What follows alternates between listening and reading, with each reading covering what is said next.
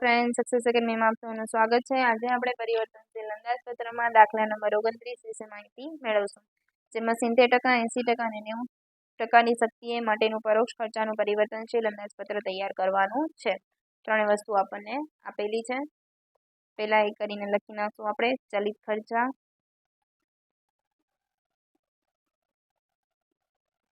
એમાં બે વસ્તુ આપેલી છે, આડકતરી મજૂરી અને સ્ટોર્સ ખર્ચા। ત્યારબાદ અર્ધચલિતમાં આપેલું છે, એમાં બે વસ્તુ છે, પાવર।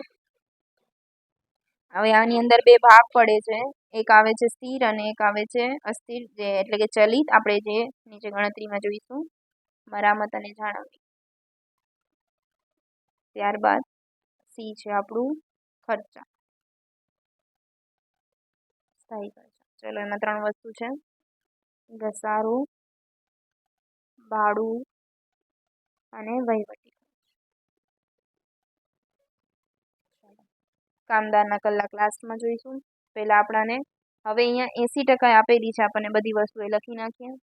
90,000, 30,000, 1,50,000, 15,000,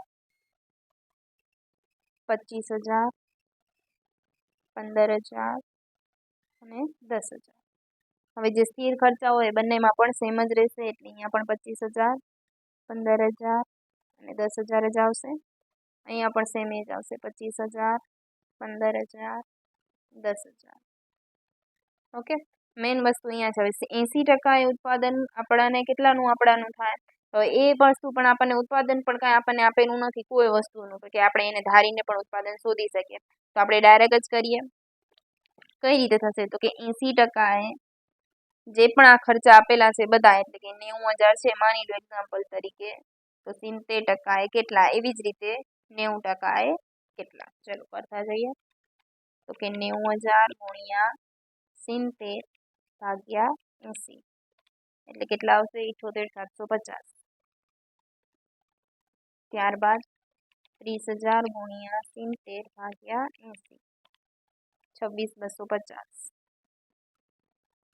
ત્યારબાદ 90,000 ગુણ્યા 90 ભાગ્યા 80, ત્યારબાદ 30,000 ગુણ્યા 90 ભાગ્યા 80 33,750। ચલો, આ આપણને અર્ધચલિત મળી ગયા। હવે વાત છે કે અર્ધચલિત, તો અર્ધચલિત કઈ રીતે મેળવાય છે, ત્યાં ગણતરી કરી નાખીએ। અર્ધચલિત એમાં પેલું કોણ છે આપણું, પાવર। હવે પાવરમાં કઈ રીતે થાય છે, તો આપણને કઈ દીધું છે એને, 30% સ્થિર છે। પાવર ટોટલ કેટલું છે આપણું, 1,50,000। એમાં એને કઈ દીધું છે કે 30% એ સ્થિર છે, તો 70% કેવું થશે, ચલિત। ચલો કરી નાખીએ ભાગ, 1,50,000 ના 30% એટલે 45,000 અને 1,50,000 ના 70% એટલે 1,05,000। ક્લિયર। હવે ચલિત છે એ ચેન્જીસ થતા રહેશે, બાકી સ્થિર છે તો એ જ રહેશે। આ તો આપણને કોનું હતું, 80%। ચલો 70% માટે જોઈએ, તો સ્થિર તો એ જ રહેશે તમારું 45,000।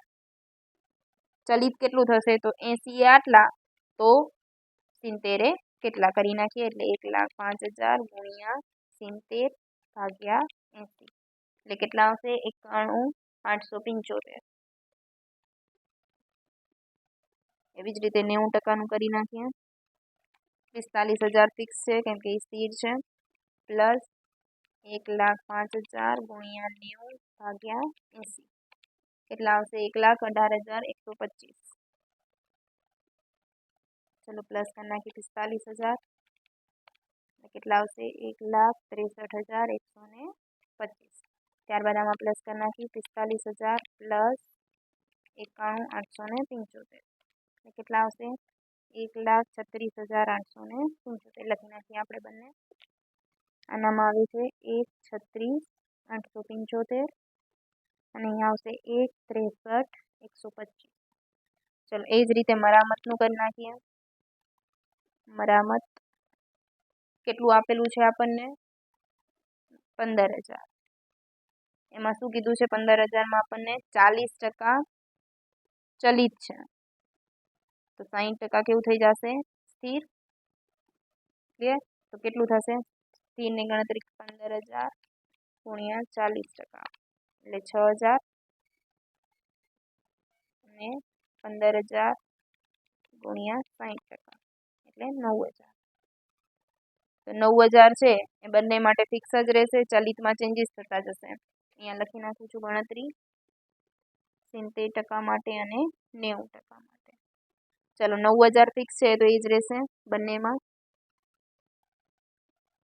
प्लस कर नाखीए केटला छे चलित में 6,000 हता 6,000 गुणिया 70 भाग्या 80 केटला आवशे 52,50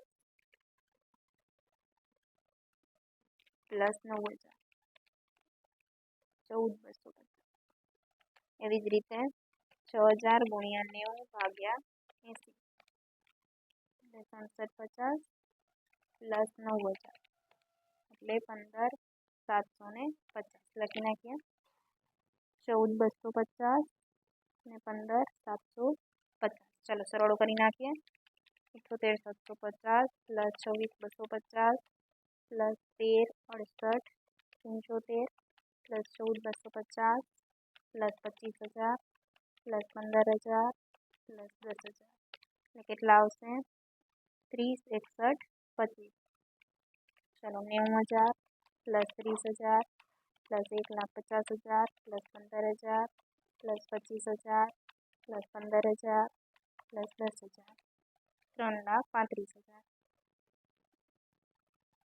ત્યારબાદ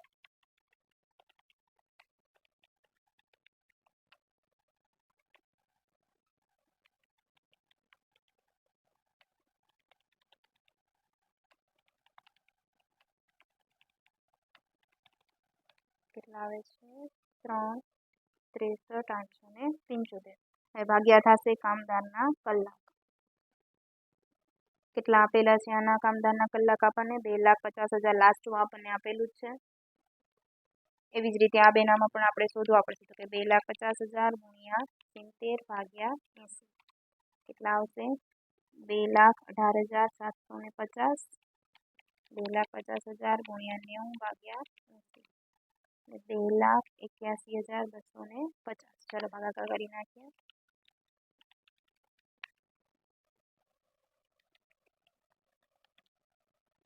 કેટલા આવશે 1.3994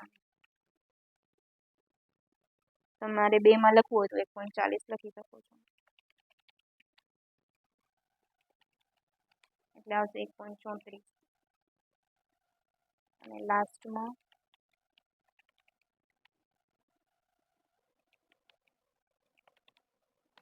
એટલે આવશે 1.2937 કેટલા આવશે 1.2937 આખો દાખલો તમે જોઈ શકો છો ક્યાંય પણ ડાઉટ લાગે તો કમેન્ટ કરી શકો છો થેન્ક યુ